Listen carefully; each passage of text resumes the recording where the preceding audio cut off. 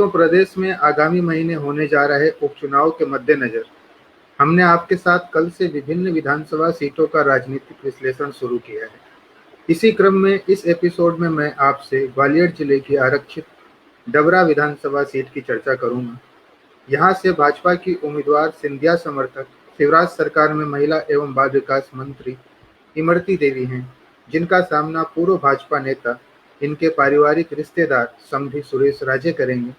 फिलहाल यहां बसपा या किसी अन्य ने कोई उम्मीदवार नहीं दिया है, अतः इन दोनों उम्मीदवारों के मध्य ही मुकाबले को मुख्य माना जा रहा है।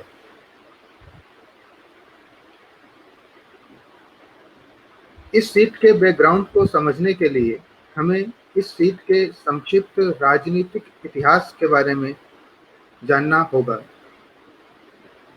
2008 के परिसीमन के बाद यह सीट एससी वर्ग के लिए आरक्षित हुई। इससे पहले यह अनारक्षित विधानसभा थी।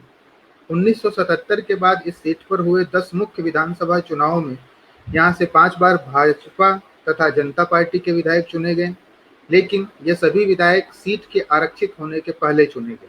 परिसीमन के बाद हुए 3 चुनावों में कांग्रेस की इमरती देवी यहां से लगातार जीती हैं। इसके पहले कांग्रेस के नरसिंह राव पंवार 1985 में यहां से कांग्रेस के विधायक चुने गए थे। यहां से बसपा भी एक बार अपना विधायक विधानसभा में भेजने में सफल हुई है।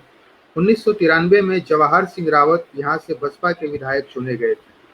मध्य प्रदेश सरकार के वर्तमान गृह मंत्री नरोत्तम मिश्रा का गृह क्षेत्र होने के कारण उनका इस सीट पर विशेष प्रभाव है।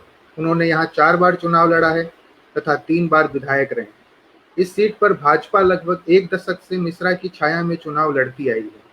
इस बार भी इन पर भाजपा का बड़ा दारोमदार टिका है। सीट के राजनीतिक इतिहास को देखने के बाद यह कहा जा सकता है कि इस सीट पर 2008 के बाद भाजपा के लिए खड़ी हुई मुश्किल अब हल हो सकती है। भाजपा यहां लगभग 1 दशक के इंतजार के बाद वापसी कर सकती है। अब विधानसभा के जातीय तथा अन्य समीकरणों के बारे में बात की जाए तो 2,75,000 मतदाताओं वाली इस विधानसभा में एससी वर्ग के 42,000 मतदाता हैं। एससी वर्ग के यह 42,000 मतदाता इस क्षेत्र पर व्यापक प्रभाव रखते हैं। इनमें सर्वाधिक 30,000 के लगभग जाटो बिरादरी के हैं।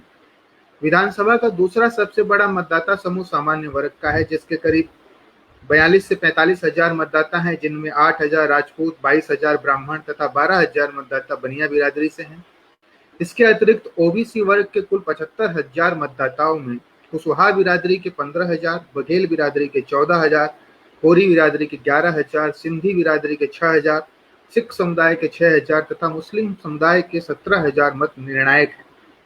इस विधानसभा का जातीय गणित शुरू से जटिल रहा है। परिसीमन से पहले जातीय संघर्ष का लाभ भाजपा सवर्ण समाज के ब्राह्मण उम्मीदवार को खड़ा कर उठा लेती थी, लेकिन 1990 के बाद यहां बसपा के उभार के कारण भाजपा को पिछड़ा मतदाताओं की ओर निर्भर होना पड़ा। बसपा यहां कांग्रेस के मुकाबले भाजपा को ज्यादा नुकसान पहुंचाती है। वो यहाँ एससी वर्ग व पिछड़ा वर्ग के उन मतों का बड़ा हिस्सा अपनी तरफ खींचती है जो कांग्रेस के पाले में नहीं जा रहे होते हैं।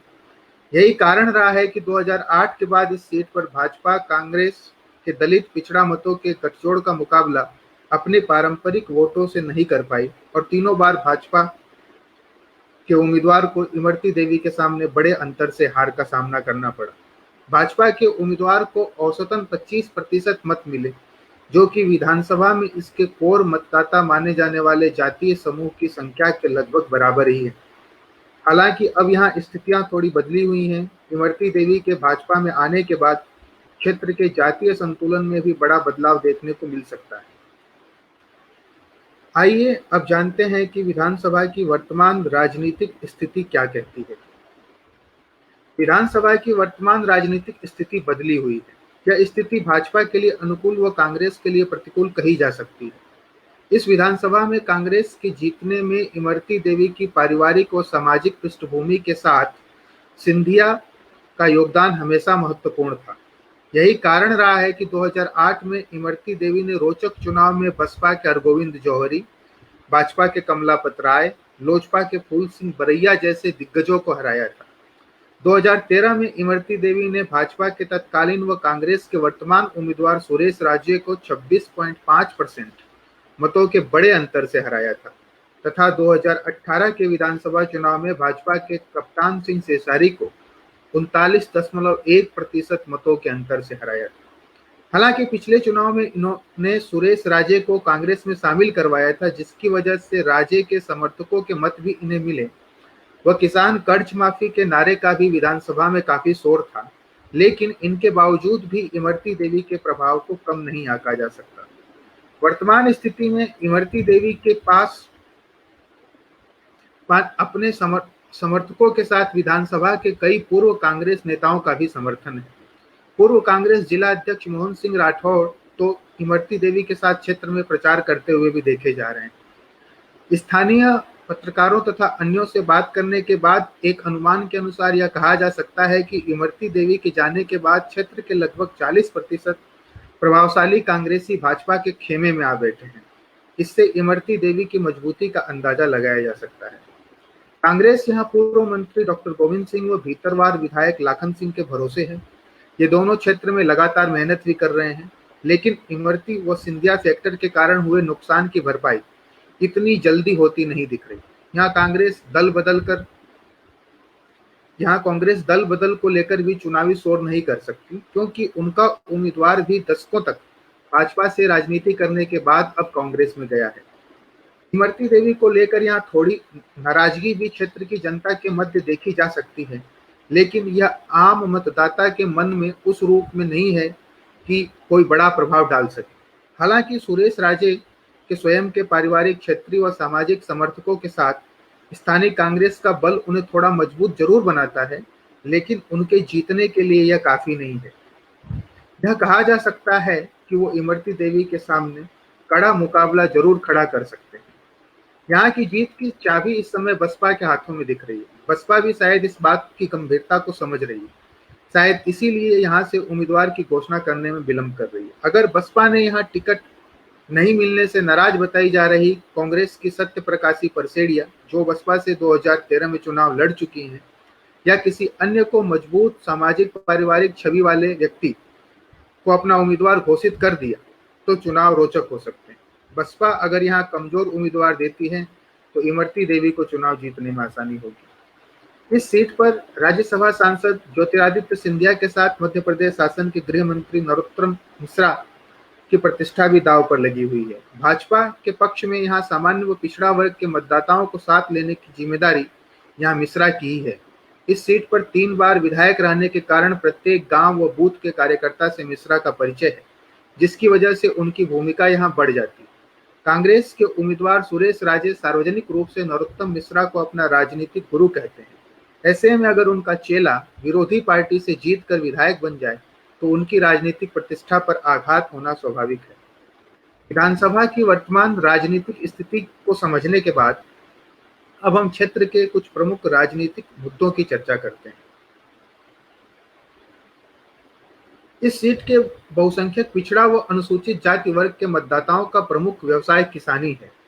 साथ ही विधानसभा का व्यापार भी मुख्यतः कृषि उत्पादों पर ही टिका है। ऐसे में यहाँ सबसे बड़ा मुद्दा खेती किसानी ही है। यहाँ किसान कर्ज माफी इतना बड़ा मुद्दा नहीं है। अधिकतम किसान इस मुद्दे पर अपना कांग्रेस के विपक्ष में दिख रहे हैं। यहाँ पर मुआवजा बड़ा मुद्दा दिख रहा है। पिछले दिनों किसानों ने इसी विषय पर इमरती देवी का घेराव भी किया था। फसल बीमा योजना का लाभ भी क्षेत्र में किसानों को ढंग से नहीं मिला है, जिसकी भी नाराजगी देखी जा रही है। इस मुद्दे को कांग्रेस चाहे तो समझदारी से भुनाकर भाजपा को नुकसान पहुंचा सकती है। हालांकि भाजपा को यहाँ किसान सम्मान निधि व हाल में किए गए कृषि सुधार कानूनों का लाभ मिल सकता है, लेकिन इनके लाभों से किसानों को परिचित करवाना भाजपा के सामने एक चुनौती है। भाजपा का मानना है कि वो अपने संगठन तथा किसान मोर्चा के बल पर कृषि सुधार कानूनों को लेकर फैलाए जा रहे भ्रम का निराकरण कर लेगी तथा कांग्रेस द्वारा की गई विफल किसान कर्ज माफी से किसानों को परिचित करवाएगी। इस क्षेत्र के धान व गन्ना उत्पादक किसान क्षेत्र में लंबे समय से बेहतरीन सिंचाई सुविधा की मांग कर रहे हैं। क्षेत्र के लोगों का कहना है कि लघेड़ा डैम के पुनः चालू होने से सिंचाई की समस्या का काफी हद तक निराकरण हो सकता है। साथ ही किसानों की मांग नजदीक ही चावल व गन्ना मिल स्थापित करने की है। जिससे उन्हें अपना माल ग्वालियर, आगरा आदि जगहों पर नहीं बेचना पड़े। उन्हें अपने माल का उचित मूल्य उनके नजदीक ही मिल सके। क्षेत्र में अवैध खनन का मुद्दा भी प्रमुखता से जनता के बीच है, जिस पर इमरती देवी को नुकसान हो सकता है। इसलिए कांग्रेस अवैध खनन के मुद्दे पर उन्हें घेरने का कोई भी मौका नहीं छोड़ रही है। वह इस मुद्दे को भुनाने के लालच को नहीं छोड़ना चाह रही है। यह क्षेत्र पान उत्पादन के लिए भी काफी प्रसिद्ध है। यहाँ पान उत्पादक काफी समय से सरकार से संरक्षण की गुहार लगा रहे हैं। यही कारण है कि भाजपा यहाँ पान अनुसंधान केंद्र बनाने के नाम पर इन्हें लुभाने का प्रयास कर रही है, जबकि कांग्रेस इन्हें राहत राशि देने का दावा करती नजर आ रही है। कई विषय जैसे आगरा मुरैना हाईवे का डबरा से होकर निकलना, सिंध नदी पर पुल के निर्माण होने से दतिया से बड़ी कनेक्टिविटी और 100 बेड का सिविल अस्पताल बनने की प्रक्रिया आदि इमरती देवी के पक्ष में जाते दिख रहे हैं। ये विषय क्षेत्र के एक बड़े हिस्से को सीधे प्रभावित करते हैं। ऐसे में इन्हें भुनाकर भाजपा लाभ उठा सकती है। डबरा विधानसभा की वर्तमान राजनीतिक स्थिति पर संक्षिप्त चर्चा करने के बाद हम यह कह सकते हैं कि यहाँ चुनाव रोचक हो सकते हैं। वर्तमान स्थिति में भाजपा उम्मीदवार इमरती देवी अपने विरोधी कांग्रेस उम्मीदवार तथा समधी सुरेश राजे के मुकाबले मजबूत दिखाई दे रही हैं। अगर बसपा यहाँ से कोई मजबूत उम्मीदवार देती है तो इमरती देवी की राह मुश्किल हो सकती है। अगर आपको यह एपिसोड पसंद आया हो, आपकी जानकारी बढ़ी हो, डबरा की राजनीतिक स्थिति को आप समझ पाए हो, तो इस वीडियो को शेयर कीजिए, जिससे आप किसी अन्य की जानकारी को बढ़ाने में अपना योगदान दे सकें। साथ ही मध्य प्रदेश से जुड़े अन्य समाचारों, उपचुनाव से जुड़े अन्य विश्लेषणों को सबसे पहले देखने के लिए हमारे फेसबुक पेज को लाइक कीजिए, यूट्यूब चैनल को सब्सक्राइब कीजिए और इस वीडियो को शेयर कीजिए। धन्यवाद। नमस्कार।